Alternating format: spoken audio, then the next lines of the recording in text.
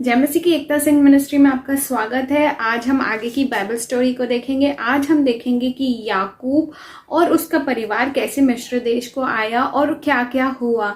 तो जब याकूब ने मिस्र देश की यात्रा को स्टार्ट किया तो वो एक बर्शेबा जगह पे गया जहां पर उसके पिता इसहाक और अब्राहम ने कुआं खुदवाया था और सच्चे परमेश्वर के लिए एक वेदी बनाई थी। तो वहां पे उसने बलिदान चढ़ाया परमेश्वर को और वो बहुत ज़्यादा डरा हुआ था क्योंकि पूरा सारी चीज़ें लेके वो मिस्र देश को जा रहा था। तो वो टोटली शिफ्ट कर रहा था। तो रात में परमेश्वर उसके सपने में आके कहते हैं कि मैं तेरे पिता का परमेश्वर इसहाक और तेरे दादा का परमेश्वर अब्राहम का परमेश्वर हूँ मैं, और मत डर, मैं तेरे साथ हूँ और ये मेरी योजना है और मैं वापस तुझे तेरे देश को वापस लौटा ले आऊंगा। याकूब वहां पहुंचा तो यूसुफ अपने पिता से मिलने जाता है और वो उसे गले लगा लेता है और बहुत ज़्यादा दोनों रोने लगते हैं। फिर यूसुफ अपने 5 भाइयों को सिलेक्ट करता है और फिरौन के पास लेके जाता है और उससे बताता है कि ये चरवाहे हैं। तो फिरौन बोलते हैं कि अगर ये चरवाहे हैं तो मेरे भेड़ों का भी इन्हें अधिकारी बना दे, क्योंकि परमेश्वर उनके साथ था। इसलिए फिरौन का भी मन परमेश्वर सॉफ्ट कर देता है। यूसुफ ने ऐसा इसलिए किया ताकि वहाँ के मिस्री लोग जो घृणा करते थे चरवाहों से, ताकि उसके भाई लोग और उसकी फैमिली सुरक्षित रहे और एक उपजाऊ भूमि में रह सके। इसलिए उसने बताया कि उसके भाई लोग चरवाहे हैं। फिर उसने अपने पिता से मिलवाया तो फिरौन उससे पूछता है कि याकूब की उम्र कितनी, क्योंकि वो बहुत ज़्यादा बूढ़ा दिख रहा था। तब याकूब बताता है कि वो 130 वर्ष का है और उसने फिरौन को बहुत सारी आशीष दी। अकाल के समय पे जब सारे देश में और मिस्र देश में भोजन की कमी होने लगी तो सब लोग यूसुफ के पास आने लगे और उससे पैसे दे के मोल लेने लगे भोजन को। फिर उसके बाद लोगों ने अपने पशु दे के खाने को मोल लिया।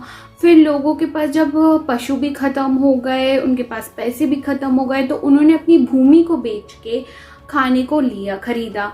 फिर अगर उसके बाद सब कुछ ख़त्म हो गया तो इवन लोगों ने अपने आप को बेच के भोजन को खरीदा। तो जब अकाल ख़त्म हुआ तब फिरौन के पास धन भी आ गया, भूमि भी आ गई, पशु भी आ गए और सारे लोग उसके थे।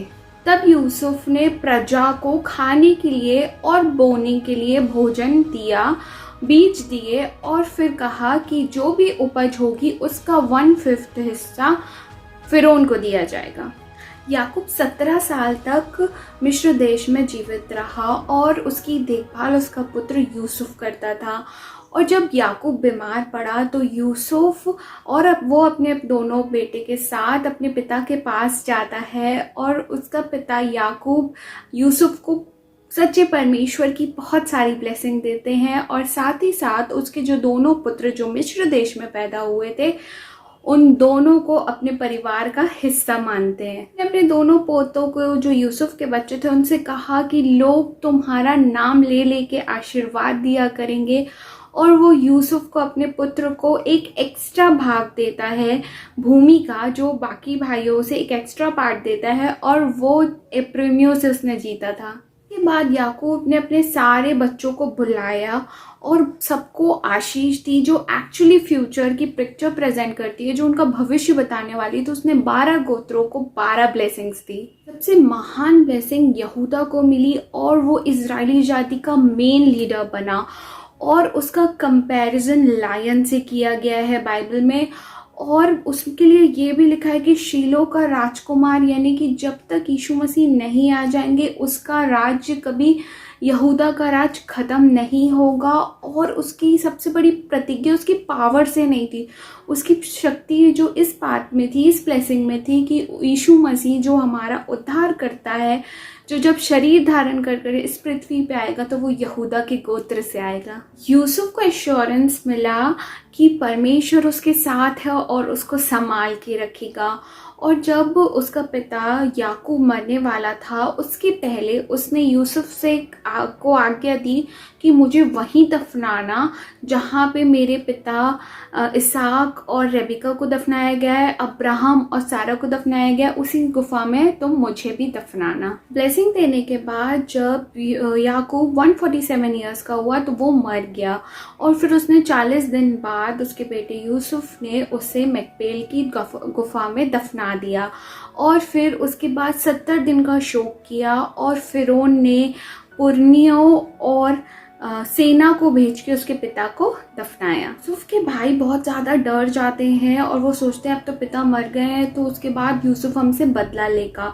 तो वो यूसुफ के पास ये मैसेज भिजवाते हैं कि पिता ने मरने के पहले आज्ञा दी थी कि तू हमको क्षमा कर दे। तो यूसुफ अपने भाइयों के पास मैसेज ये भिजवाते हैं कि भले तुमने बुरा चाहा मेरा, लेकिन परमेश्वर ने भलाई में अच्छाई को उत्पन्न किया ताकि मैं बहुत सारे लोगों को बचा सकूं, याकूब के घराने पे को बचा सकूं। तो मत डरो, मैं तुम्हारा पालन पोषण करूंगा। यूसुफ ने अपने मरने से पहले अपने भाइयों से कहा कि परमेश्वर आपको वापस अपने पिता के देश में लेके जाएंगे। तो जब लेके जाएंगे आप लोग शपथ खाओ कि मेरी हड्डियों को ले जाके वहां पे आप दफनाओगे।